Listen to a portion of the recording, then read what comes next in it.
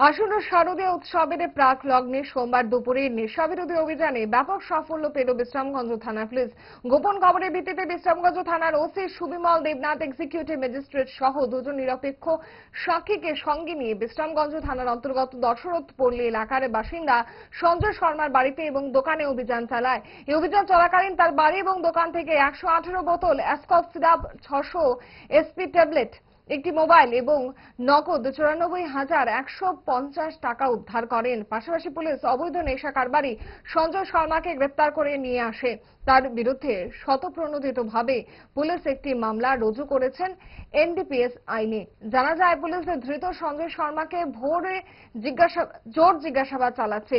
Police জানতে চাইছে এই অবৈধ নেশা কারবারির সঙ্গে আর কারা কারা যুক্ত রয়েছে এবং কোথা থেকে সে এই অবৈধ নেশার সামগ্রী সংগ্রহ করছে।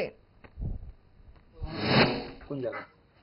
আজকে দুপুর নাগাদ আমরা একটা গোপন খবর পাই যে বিশ্রামগঞ্জ থানার অন্তর্গত দশরথপল্লী সঞ্জয় শর্মার বাড়িতে কিছু অবৈধ কফ সিরাপ এবং ট্যাবলেট রাখা আছে। তো এই খবরটা পেয়ে আমরা ডিসিএম স্যারকে সঙ্গে নিয়ে এবং দুইজন সরকারি কর্মচারীকে উইটনেস সঙ্গে নিয়ে আমরা আজকে আমাদের বিশ্রামগঞ্জ থানার স্টাফ নিয়ে ওনার বাড়িতে আমরা রেড করি এবং আমরা প্রসিডিউর মতে আমরা রেড করে ওনার দোকান এবং ওনার বসত বাড়ি থেকে আমরা টোটাল 600 এসপি ট্যাবলেট, প্লাজমোপক্সিবন ট্যাবলেট, যেটা অবৈধ ট্যাবলেট, এই ট্যাবলেট পেয়েছি। আমরা ওনার বাড়ি থেকে টোটাল 118টা স্কপ কফ সিরাপ, ওটা ওনার বাড়ি এবং দোকান মিলে আমরা উদ্ধার করেছি।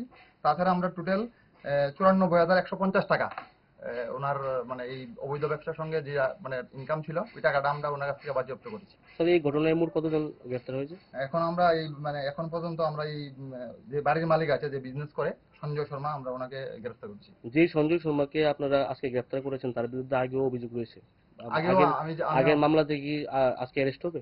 আগে আমাদের কাছে ওনার মধ্যে আগে কোনো সময় হতে পারে, কিন্তু এখন আমাদের কাছে ওনার বিরুদ্ধে কোনো মানে এরকম কোনো ওয়ারেন্ট অথবা কোনো মামলা পেন্ডিং নেই।